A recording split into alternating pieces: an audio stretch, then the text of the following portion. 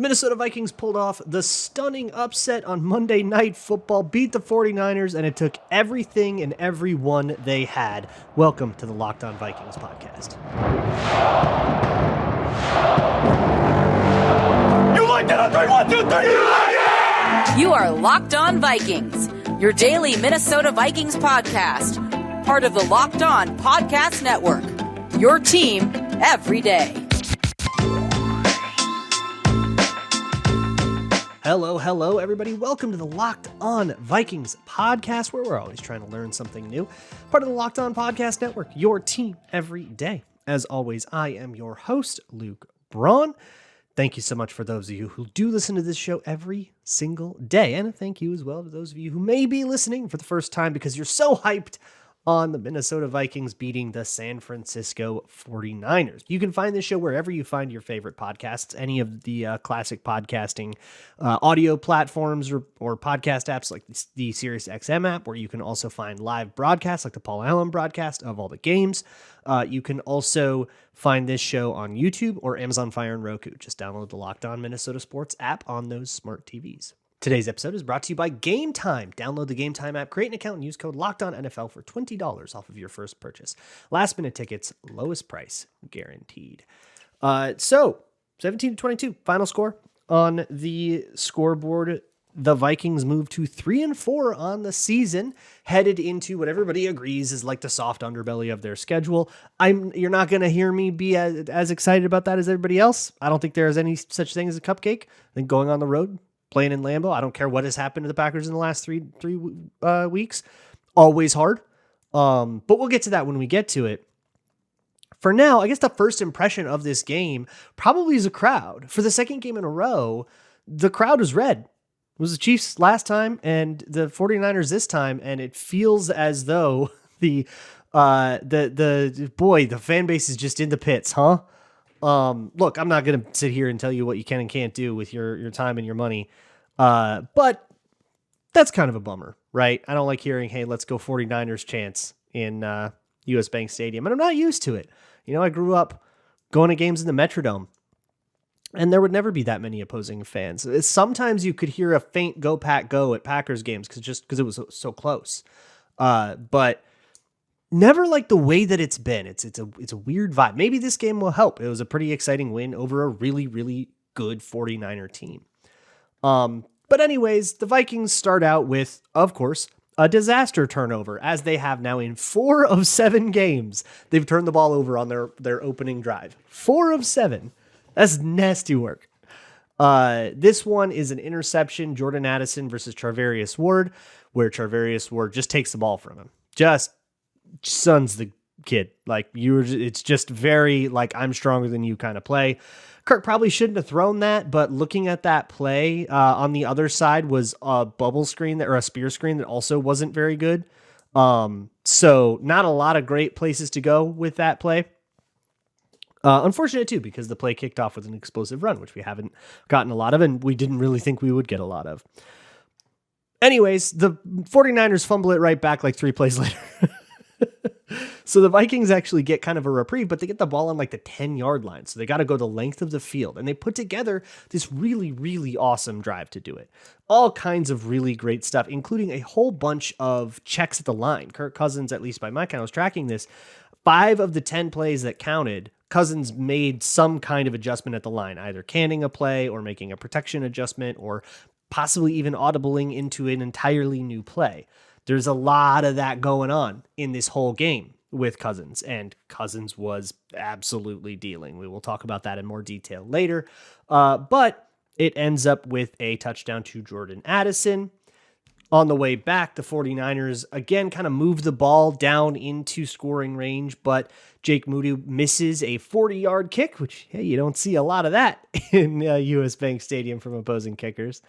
And then the Vikings go on this tear where they will score on every single drive until the fourth quarter from there on out. We'll get into more detail later in the show and later in the week, but this is a truly phenomenal performance.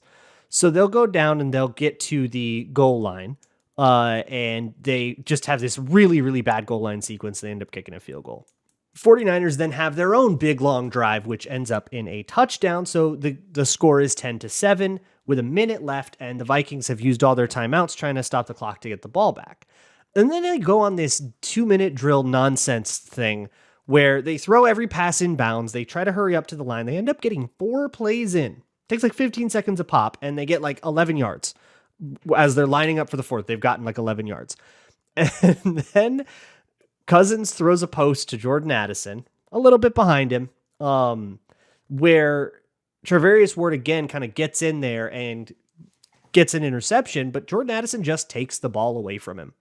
Gets him right back. After the interception, Charvarius Ward falls over in the whole thing, and Jordan Addison can walk into the end zone for the coolest touchdown I have seen since, I don't know, the last time Jordan Addison did that. He's like really good at this, like catch a contested catch, D-back falls down, and now I can just sort of like waltz into the end zone. And he did it a bunch in college too. I don't know. It's just like a playmaker thing. And that's just the thing that he is. He's just a playmaker.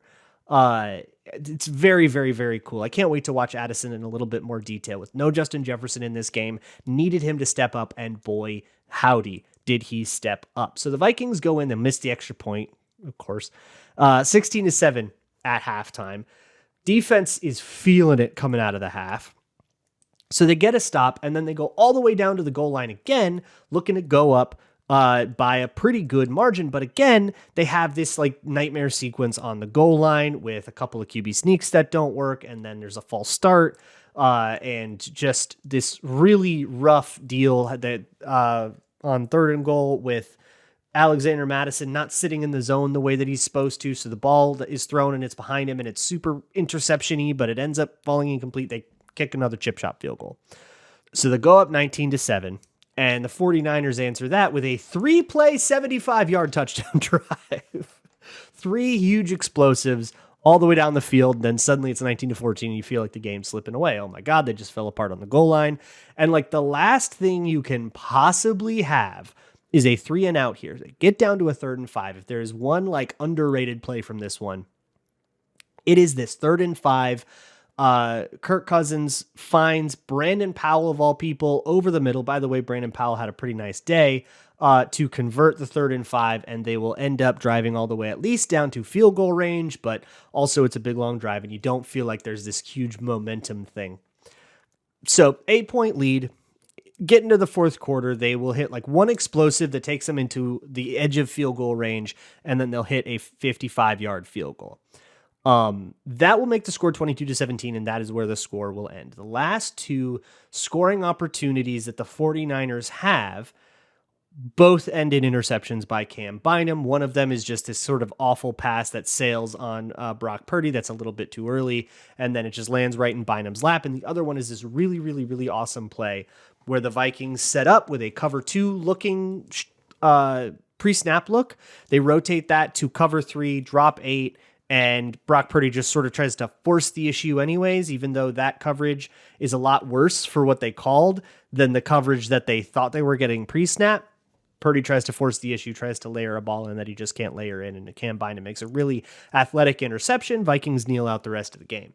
There's all these other little moments, these clock management moments and stuff that maybe are worth talking about, but instead, I would like to focus on some of the superstars of this game, because when I said at the top of the show, it took everyone, I really mean that. It took everyone. It took the offensive line. It took Brandon Powell. It took Dean Lowry recovering a fumble. It took every single person the Vikings had. Big plays from Theo Jackson. I mean, everybody. And I think that gives me a lot to talk about. So I want to really get into the names that I want to get into and have time for that. So that's going to be what's coming up. Today's episode is brought to you by LinkedIn Jobs. As we go through that fall hiring crunch, if you run a small business or if you're in charge of hiring for your place of employment, you got to be putting that job on LinkedIn Jobs. If you're not, you are absolutely doing that job wrong. LinkedIn Jobs has like the biggest database out there possible for possible candidates for your job. They have screening questions that can help you narrow that giant pool of applicants down, but there is a huge, huge, huge sea to fish from. and they can help you narrow things down into what is right for your business and what your business needs, your culture, your expectations. That's not one size fits all. That's not cookie cutter. That's a very unique thing to you and your opening and what you actually need. So go post your job for free on LinkedIn Jobs. You can just add the purple hashtag hiring frame to your LinkedIn profile and spread the word that you are hiring. LinkedIn Jobs helps you find the qualified candidates you want to talk to faster.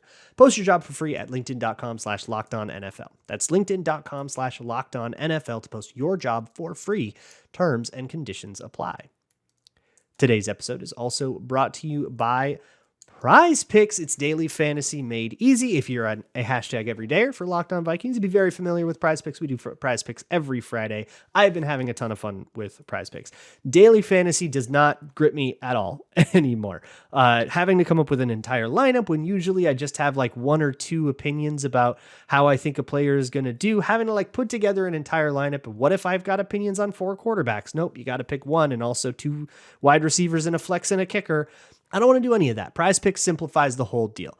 It's 2 to 6 of your favorite players, whether they'll do better or worse than their PrizePicks projection, whether that's yards or touchdowns or sacks or fantasy points. And if you're right, you can staple them all together, get a better payout. This is the year of PrizePicks here on Locked On Vikings. You can join me. Go to prizepicks.com/LockedOnNFL and use code LockedOnNFL for a first deposit match up to $100. That's prizepicks.com/LockedOnNFL, code LockedOnNFL for a first deposit match up to $100. Thanks so much to those of you who made Locked On Vikings your first listen of the day today and each and every day. My hashtag everydayers. I appreciate you a lot. You can now go to patreon.com/LukeBraunNFL and find everything that I posted after the Bears game. If you would like to watch some Andrew Booth, some of the Dalton Reisner debut, although Dalton Reisner had a much cooler debut or a much cooler game against San Francisco. Maybe you just want to watch that. You can check all that stuff out once again at patreon.com/LukeBraunNFL. Let's move on to the defense. I want to talk about the defense first. So here's the deal. I don't think this turns out to be the best defensive game ever, but really, really difficult opponent, right? 49ers offense. I praised it all week. I was very afraid of this 49er offense, which the Vikings did not play afraid. And that's probably good that they didn't have the same mentality that I did. But I looked at that and I said that O-line is great. Christian McCaffrey is great. I see it with Brock Purdy. I see at least what they like about Brock Purdy. I understand why they've sort of thrown their lot in with him for all of his flaws. But the Vikings did a good job of just stopping them enough. I mean, look, 17 points is a good output in a game, right? But what I will say is the 49ers got 8 possessions.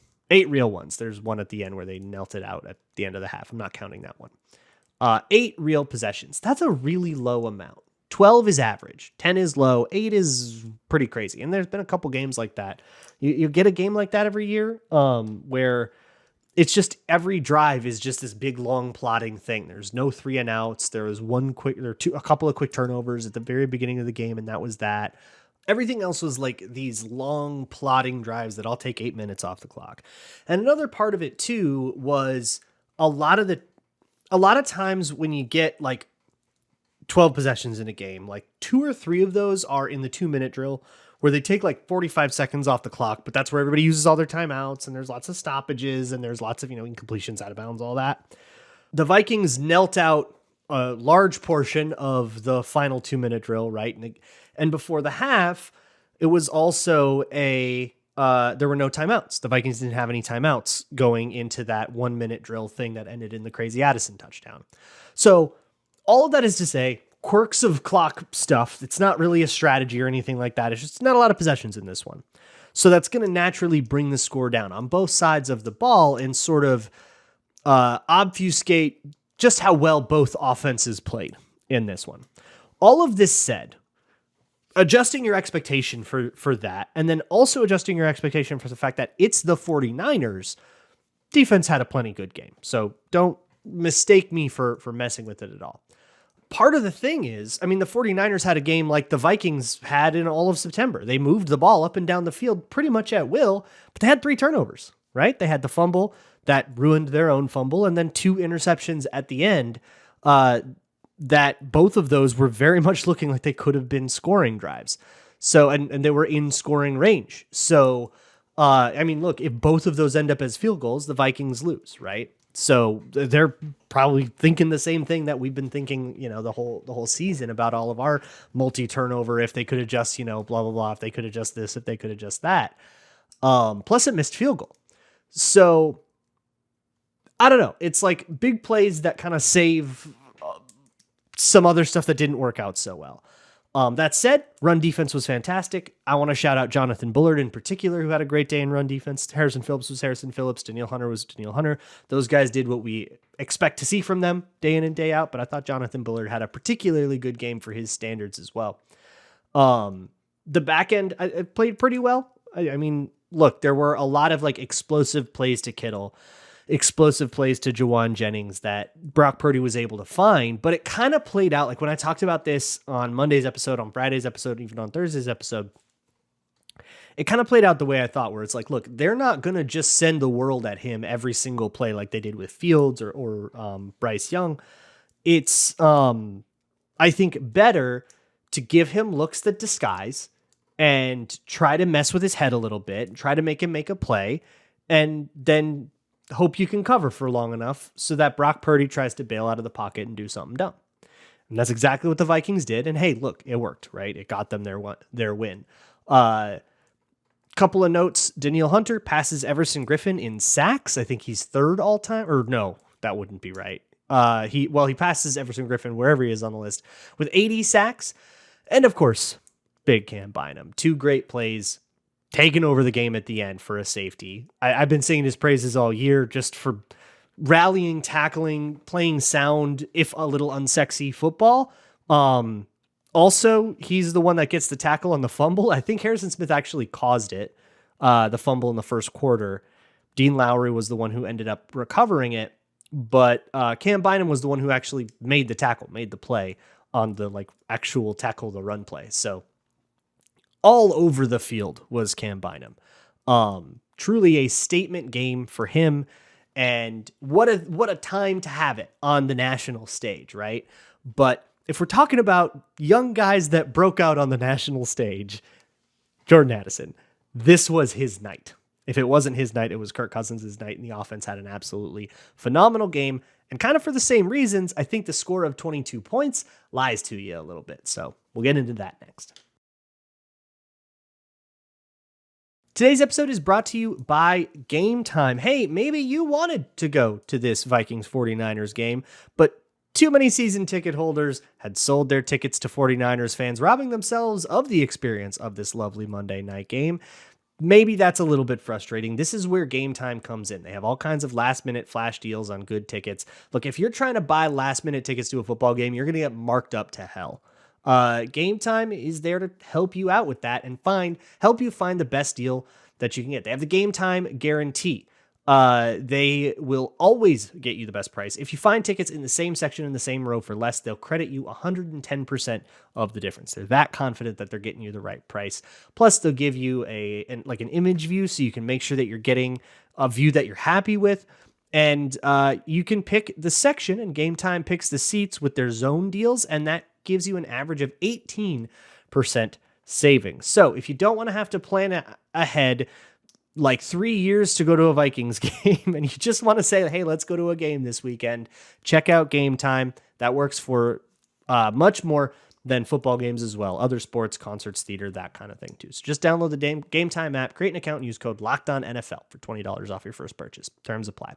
Again, create an account and redeem code LOCKEDONNFL for $20 off. Download Gametime today. Last minute tickets, lowest price, guaranteed. It has been a long time in Minnesota since we have been able to consistently come away from every single game saying, wow, what a great game by the offensive line. But that's where we're at now. And they're not even all healthy. We're getting this from Dalton Reisner. He's the backup, man. He's doing this too. Reisner stuck out to me a couple times in this game in a very good way. But Darisaw had a fantastic game. Nick Bosa was entirely neutralized. He was chipped a lot. He was doubled a lot, but they found a way to take him out of the game, and nobody else on that 49er D-line was able to overcome it. In fact, from a pass rush win rate perspective, and PFF's version of it, there's a few different versions of it, that was the worst game that the San Francisco 49ers have had since 2017. That's kicking their butts. And when you kick butt up front like that, the offense moves. I mean, that's a time-honored principle of football. The run game actually did manage to get going a little bit. Madison had his explosive at the beginning. He had a couple of good runs. Akers had a couple of good runs. Interestingly, Akers played more. He didn't just get for every game that he's been a Viking and he's played up until this one, he's gotten 2 drives and that's it. And his amount of carries, touches, whatever, kind of just depends on what happens on those drives. This time it was almost every other. So he is getting a larger workload, and we'll see if it continues to increase or if just that's like the adjustment that they wanted to make. Either way, if for those of you who do like really want to, bench Alexander Madison, that's not the kind of thing that will happen all in one go. If we do end up at the end of the year saying Cam Akers, he's the starting running back and Madison's actually the change of pace guy, that will have to happen gradually over several games. That's a change that you sort of ease into rather than just sort of like snapping your fingers and switching their places on the depth chart. Either way, run game did great. Backs did great in pass protection as well. And then you had the passing game absolutely dealing. Kirk Cousins exited his body in this game. He has like 1 or 2 of these a year where he just like sees God and just goes absolutely insane on the other team. You can just tell when he's on, like when he's like that, he's feeling the rhythm of the game. He can feel exactly how far he can press things and how far he can't press things. I think my favorite example of this came in, I think it was the last drive of the Vikings. It was a 1st and 10 right after there was a flag. I think it was a hold, on Jordan Addison, and they called a play action, like keeper flash, where, you do play action and then the tight end flashes across. You're just supposed to get like a quick hitter on it. Right. And the 49ers read it all the way. They send the edge rusher straight at the quarterback. He is under a ton of duress doing this. That is an unblocked edge rusher coming out of it. Might have even been Nick Bosa. And the normal first read of that play is covered. Usually Cousins will take a sack there. That play is over, right? Or he'll throw it over the guy's head, or he'll throw it at his feet or something like that. That play is over. Cousins actually he's going to take a hit. Like there's a guy bearing down on him and he progresses to the next read. That is in that situation. Look, quarterback progresses to the next read, more at 11, right? But in that situation, that is utterly insane. And that's Cousins just having this really confident sense of how much time he has to do things. When I've been complaining for the last 6 weeks about how the execution of the offense, the timing of the offense is off, they found it. It was on, and they moved the ball at absolute will. Like I said, from the second time they possessed the ball, picking it up on the 10-yard line after that fumble from Christian McCaffrey, all the way into the 4th quarter, they scored every time they touched the ball on one of the best defenses in the league. That's utterly unreal. And I know some of them, they had their goal line thing and that was rough, but just an absolutely unreal stretch. And it so much of that has to go to Kirk Cousins. But lest I forget to mention, TJ Hawkinson, who is still doing the thing that I pointed out after the Chiefs game in a Patreon video, which is now free to watch, by the way. You can go watch it, whether or not you've joined. But hey, I'd still appreciate the support. Everything on the page right now, until I get the first 49ers one out. Everything on the page, free to watch. Go ham, go enjoy. But the Hawkinson one, the point of that is he's doing something material on every play. When I say material, not in the way that like, oh yeah, the guard pass blocked. I'm saying like he has a key load bearing role in every single play. And if those snaps are taken by Johnny Munt, those snaps are taken by, random tight end you found off the street, your Luke Wilsons, that just will not, the offense just will not work in the same way that it does. And we saw that with Hawkinson. We saw that in spades with Hawkinson in this game, who not only puts up a reasonable stat line, but you see him lead blocking on a spear screen to Ty Chandler that gets a big first down. You see him on a 3rd and 12, chipping and then also getting into something that can put a horizontal stretch on a weak hook defender downfield. There's so much value coming out of TJ Hawkinson. And this is what I've been saying the whole time. Now, we didn't have any frustrating drops, so this is a much easier sell this week. But I'm telling you, it's always been like this. And it's just that there was something else a lot more noticeable that was distracting everyone. Then you have the Jordan Addison game. Now, Jordan Addison had a day that, look, fantastic day. Breakout game, Monday Night Football, Vikings won. Very happy with it. Call it a day of ups and downs for me. That interception, that was a bad Jordan Addison play. He got beat on a slant and he got the ball taken away from his hands. You can't have that happen to you in the NFL. There were other times where he struggled to get away from physical coverage and Cousins had to progress onward. But you're not going to win them all. Over the course of a game, you will lose some reps. It's the NFL. They get paid too, right? They practice too. So that's fine. This is the nitpicky but forgiving thing that I do on my Patreon. I'll point out every little nitpick, but understand I'm not going crazy over them. I'm just pointing everything out that I can because that makes it comprehensive. But the overarching point is that the 49ers did get physical with Jordan Addison, and they did find success doing that, and yet the Vikings could still run the offense through him. That's really encouraging. Like, hey, this is a problem, but it's not one that is going to ruin his night tonight. And he's just a playmaker. Like I don't know how to describe it other than he's ESPN Jordan, man. It's his Twitter handle. And I think that is very apt. And it was apt in college and it is apt now. So Jordan Addison's probably resting really easy tonight if he chooses to sleep at all. I don't think I can. So I don't know. I'll see you tomorrow with even more bloodshot eyes and a chipper spirit. We are not going to do the Twitter thing. I'll watch the tape and get back to you on what I can do tomorrow because then we got to go right into Packers mode. We're going to Lambeau, baby. Now we got to go fight the Packers, face Jordan Love and the cornered animal that they probably are. But we'll deal with all of that later in the week. For now, hope you all have a great Tuesday. And as always, Skol.